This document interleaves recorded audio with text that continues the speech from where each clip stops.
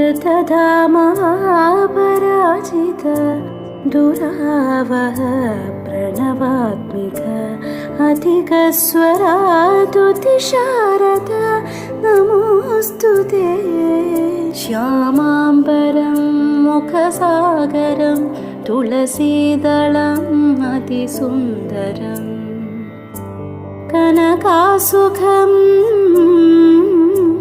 नारीवरं शुभदम्।